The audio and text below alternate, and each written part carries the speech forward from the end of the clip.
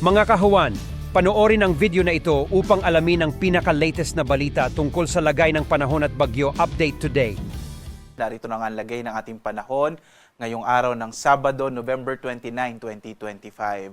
At sa ating latest satellite images, makikita po natin kung saan patuloy pa rin yung epekto ng northeast monsoon o yung hanging amihan, partikular na dito sa may hilagang bahagi ng Luzon, lalo na po dito sa may Batanes at gayon sa Ilocos Region at ilang bahagi ng Cordillera. Ang hanging amihan ang magdadala ng mga mahihinang mga pag-ulan, partikular na nga dito sa may Ilocos Region, Batanes at ilang bahagi ng Cordillera. Samantala, narito pa rin yung shear line na maaari magdala ng hanggang malalakas na mga pag-ulan. Makikita nyo lalo na dito, may mga kaulapan po sa may bahagi ng Cagayan Province. So asahan pa rin yung mga pag-ulan na kung minsan po maaari magdulot ng mga biglaang pagbaha o mga flash floods at mga pagguho ng lupa or landslide.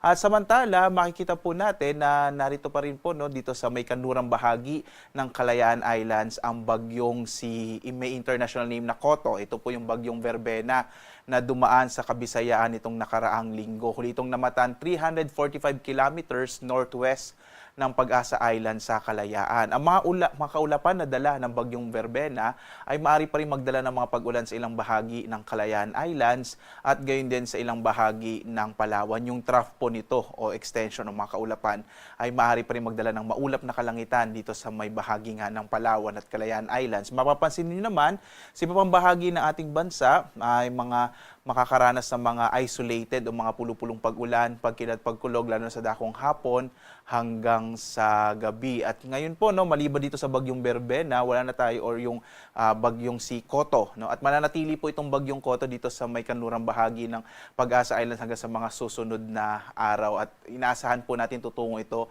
sa bahagi naman ng Vietnam. So wala pa tayong minomonitor na bagong low pressure area sa loob at labas ng Philippine Area of Responsibility. Sa lagay naman ng ating karagatan, wala na po tayong nakataas na gale warning ngayon. Bagamat dito sa may bahagi ng Palawan at sa may Northern Luzon, inaasahan natin na katamtaman hanggang sa maalon ang magiging kondisyon o lagay ng ating karagatan. Sa ibang bahagi ng ating bansa, banayad hanggang sa katamtaman ang magiging pag-alon, lalo na sa ating mga baybay dagat. Mag-ingat pa rin po, lalong-lalo na yung mga maliliit na sasakyang pandagat na kung minsan po kapag may mga thunderstorms, mga pagkilat pagkulog, ay maaari biglang lumakas yung alon. So mag-ingat pa rin po tayo.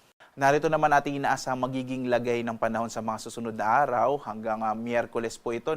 So inaasahan po natin, bukas po, November 30 po yan, Sunday to Monday, magpapatuloy yung epekto ng shear line at northeast monsoon, partikular na sa may silangang bahagi ng Northern Luzon. So asahan pa rin natin itong area ng Cagayan, Isabela, medyo malaki pa rin yung posibilidad ng mga pag-ulan. Habang dito sa may Palawan at partikular na sa Kalayaan Islands hanggang Lunes, possible na medyo maulap pa rin yung kalangitan. Pagdating ng araw ng Martes, inaasahan natin malaking bahagi ng ating bansa makararanas ng mas maliwalas na panahon, bagamat posible pa rin yung mga localized thunderstorms sa hapon hanggang sa gabi. Pagdating ng araw ng Miyerkules, inaasahan natin ang muling paglakas ng northeast monsoon o tinatawag nating surge ng northeast monsoon, kaya posible pong magkaroon ng mga mahihina hanggang sa katamtamang mga pag-ulan, partikular na sa may bahagi ng Northern Luzon, itong Ilocos Region, Cordillera at Cagayan Valley. Base sa pinakauling datos nga natin ay maliit naman yung posibilidad na magkaroon tayo ng bagyo at least hanggang early next week po. So hanggang Martes medyo maliit pa yung posibilidad na magkaroon tayo ng bagyo. At less po, magbibigay tayo ng update kung may bago tayong mamamonitor na low pressure area.